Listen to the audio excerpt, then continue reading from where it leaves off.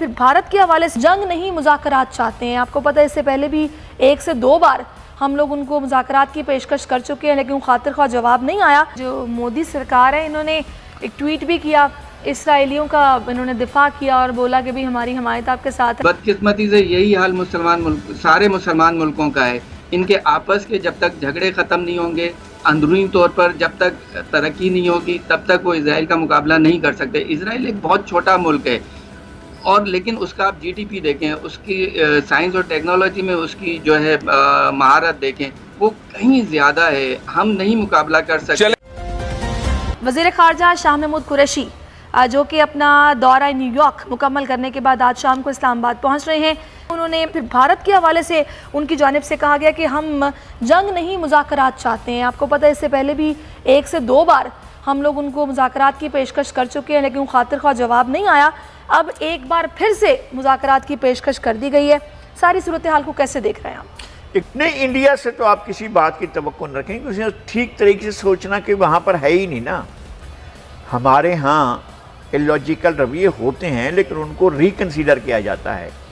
हमारे यहाँ फिर दोबारा चीज़ों को सोचा जाता है। आपने कहा कि हम इंडिया से ताल्लुकात नहीं रखेंगे और पूरी कौम इस पर जब तक वो पहले वाली पोजीशन पे नहीं आएगा जो नहीं वही है ना, वो नहीं जाता है। फिर आपने कहा कि नहीं, हम अपनी माजी को दफन करके नए सिरे से ताल्लुकात कायम करना चाहते हैं। हम कहते हैं कि ना आप माजी को दफन करें ना इंडिया दफन करें। हमारे माजी के अंदर एक मसाइल रखे हुए हैं। कश्मीर का मसला रखा हुआ है, सरक्रीक का मसला रखा है, सियाचिन का मसला रखा हुआ है, पानी का मसला रखा है, दरियाओं का मसला रखा है, डैमों का मसला रखा हुआ है। इस सारे मसाइल को आप लिख कर रख लो कि भाई ये हमारी मेज़ पर रखे हुए हैं और हम इन पर बात करेंगे। अच्छा चलो, ये हमारी बात रखे हुए हैं, आओ अब हम आपस में बैठ कर बात करते हैं, दीगर इशूज़ पर भी बात करते हैं। फिर आप तिजारत पर करो, फिर आप ट्रेड पर करो, फिर इंडस्ट्री पर करो, फिर अंबानी पर करो, फिर मित्तल पर करो, फिर डाटा पर करो, फिर बल्ला पर करो, फिर सेठ आदम जी पर करो, सेठ दाऊद पर करो, फिर सेठों पर करो। बैठ कर इस तरह की चीज़ें करो तो ठीक है। लेकिन ये मसला तो बनने की पेशकश भी कर दी थी इस मामले पर, जो बाइडन ने अलबत्ता भी कुछ नहीं कहा। नहीं, वो तो बिल्कुल इन्होंने तो सोचा नहीं था ना तो इंडिया ने ना ही पाकिस्तान ने। दोनों ने ये नहीं सोचा था कि ट्रंप जो है अगली बारी नहीं आएगा, और ट्रंप को जो है वो सोच रहे ट्रंप आएगा ही आएगा। उनका ये ख्याल था, हमारी इस्टेब्लिशमेंट का भी यही ख्याल था और इंडियन इस्टेब्लिशमेंट का भी यही ख्याल था कि ट्रंप आएगा ही आएगा। लेकिन ट्रंप नहीं आया, आ गया जो बाइडन।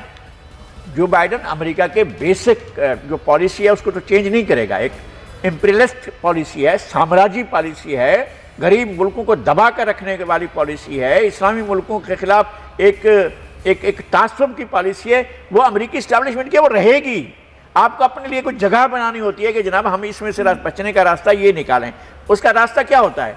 आप दूसरी सुपर पावर्स के साथ आपके ताल्लुकात अच्छे हों, रूस के साथ अच्छे हों, आपके चीन के साथ अच्छे हों, आपके फ्रांस के साथ अच्छे हों।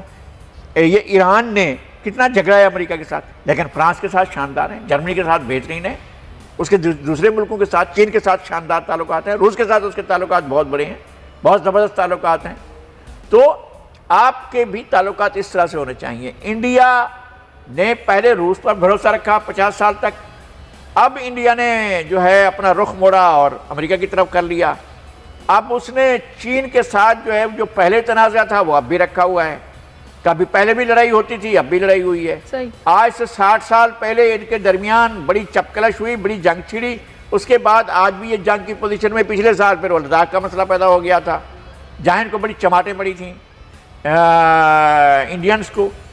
तो ये वो खड़े होते हैं इस तरह से कि जनाब इसके हैं तो हम बेदाम इसी के हैं। सही। हमारे यहाँ भी इस तरह की टेंडेंसीज मौजूद रही हैं। हमारे लोग भी, इस्टेब्लिशमेंट भी बेदाम गुलाम रही है और वो डिक्टेशन लेते रहे हैं। ऐसा नहीं है कि यहाँ हमारे यहाँ से डिक्टेशन नहीं ली गई, ख़तरनाक किस्म की। और ये भी नहीं कि किसी ज़ाती उसके लिए कि भाई पाकिस्तान का अजीम तर मफाद है तो आप सोचें भी ठीक है, ये बात मानते हैं।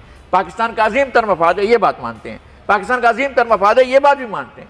लेकिन जब पाकिस्तान का मफाद ही ना हो, पाकिस्तान के खिलाफ बात जाती हो, हमारे यहाँ तो लोग उस बात को भी मानते रहे ना।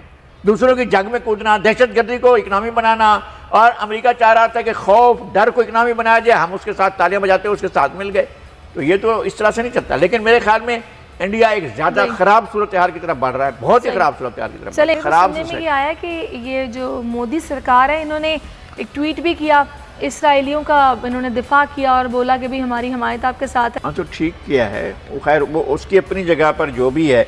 मैं ये कहता हूँ कि एक इलॉजिकल सोसाइटी जो है वो एक ज़माने में अहद जहालत में प्रिवेल कर सकती थी। हम इस दौर में रह रहे हैं जो आपके आदाद शुमार के मुताबिक पाकिस्तान में 90% लोगों के पास ये मोबाइल फ़ोन मौजूद है, इंफॉर्मेशन मौजूद है, आपके पास स्मार्टफोन इंडिया में भी मौजूद है। एक नए दौर में जो बिल्कुल एक जदीद किस्म का दौर है, उसमें आपके 1000 साल 2000 साल 5000 साल पुराने थर्ड क्लास थर्ड रेट जो आपकी ट्रेडिशन है वो सर्वाइव करेंगी, वो बाकी रहेंगी? वो बाकी नहीं रह पाएंगी, कुछ भी नहीं बाकी रह पाएगा। और हम अगर मुसलमान ठीक ना हुए तो हमारी बहुत सी चीज़ें जो है वो एडिक्ट हो जाएंगी। अच्छा, अब करना क्या चाहिए? अब अगर हम short term, mid term, long term plans बनाना चाहें कि इजराइल को शिकस्त देनी है और ये OIC कंट्रीज़ के जो मेंबर्स हैं, OIC के जो मेंबर्स हैं उन्होंने देनी है, जज्बातियत के साथ भी देनी है, तहकीक के साथ भी देनी है, आगे बढ़ना भी है, तालीम के मैदान में भी देनी है, जो किताबें भी छापनी है, तहकीक भी करनी, बहुत सारी चीज़ें करनी है, तो कहाँ से शुरू करें, कैसे? देखिए, ये तो एक तरीका है जो एहतजाज हो रहा है, लेकिन शुरू जो है वो सबसे पहले अपने अंदरूनी हालात को सही करना है। मुस्लिम ममालिक को अपने अंदरूनी तौर पर जब तक मजबूत नहीं होंगे सियासी तौर पर और माशी तौर पर, तब तक वो आगे नहीं बढ़ सकेंगे। ये तो एक तरीका है। दूसरा, आपस में कोऑपरेशन। अब आप देखें जितने भी मुसलमान ममालिक हैं उनकी आपस में जो इंटर स्टेट डिस्प्यूट्स हैं वो कितने हैं। आप मशरिक़ वस्ता की हालत देख लें, मुसलमान ममालिक एक दूसरे के खिलाफ बरसरे पैकार हैं, सेक्टेरियन डिवाइड कितनी ज़्यादा है मुसलमान मुल्कों में।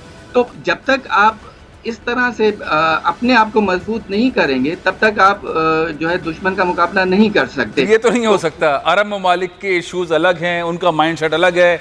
UAE के अंदर इस वक्त दुनिया की सबसे बड़ी टूरिज्म की कैंपेन चल रही है, उर्दू में जिसे कहते हैं चलो चलो इजराइल चलो, उस तरह की बड़ी बड़ी उन्होंने इश्तिहारी मुहिम जो है वो शुरू की हुई हैं। ऐसी सूरत हाल में जब अरब ममालिक का माइंडसेट अलग है, कुछ मुसलमान कंट्रीज़ का माइंडसेट अलग है इजराइल से मुताल्लिक, वहाँ ये होगा कैसे? और अंदर जमहूरियत आना, पाकिस्तान का हाल देख लीजिए और मुस्लिम रियासतों का हाल देख लीजिए, ये चीज़ें कैसे ठीक होंगी? ये तो short term, mid term, long term plan में कहीं पर भी ठीक होती नज़र नहीं आ रही। जी, बदकिस्मती से यही हाल सारे मुसलमान मुल्कों का है।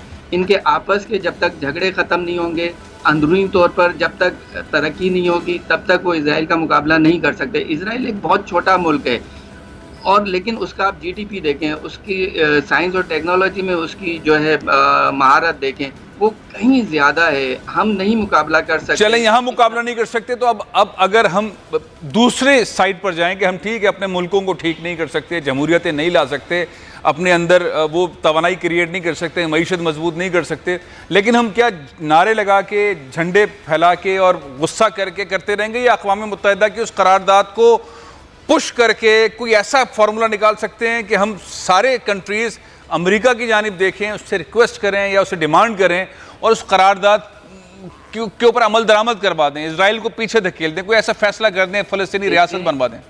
जितने तरक्की याफ्ता ममालिक हैं जो इन्फ्लुएंशियल कंट्रीज़ हैं, वो भी आपकी उस वक्त सुनेंगे जब आप अंदरूनी तौर पर मजबूत होंगे। बदकिस्मती से ऐसा नहीं है। हम अमेरिका को अंडर प्रेशर ला सकते हैं अगर हम इज्तिमाई सोच के साथ आगे बढ़ें। ऐसा नहीं है। आपने खुद वाज़ेह किया कि कुछ मुसलमान ममालिक जो हैं वो इजराइल के साथ अच्छे ताल्लुकात बनाना चाहते हैं, उन्होंने बनाए, उन्होंने रिकगनाइज़ भी किया है, कुछ का पॉइंट ऑफ व्यू डिफरेंट है। तो इस सूरत में आप जब तक इज्तिमाई तौर पर एक सतह पर नहीं आएंगे तब तक आप मसला हल नहीं कर सकते। आप इंफरादी तर्ज पर भी कर सकते हैं, लेकिन इंफरादी तर्ज के लिए आपको बहुत लंबा अरसा चाहिए। उसके लिए हर तो इसका मतलब ये हुआ कि नईम साहब मुस्तकिल मिजाजी की ज़रूरत है और हमें कोई ऐसा रास्ता फ़िलहाल नज़र नहीं आ रहा सिवाय इसके कि चंद अरसे के बाद फिर इजराइल फ़लस्तीनियों पर हमला करे 3-4 साल के बाद, ये अभी भी कर सकता है। हमारे पास इसके अलावा कोई ऑप्शन नहीं है। जी, हकीकत यही है। आप पिछले 70 साल की तारीख उठाकर देख लें या इवन उससे पहले की भी तारीख उठाकर देख लें, मुसलमान ममालिक के जो आपस के झगड़े हैं, आपस के जो डिफरेंसेस हैं, उसकी वजह से फ़लस्तीन का मसला बहुत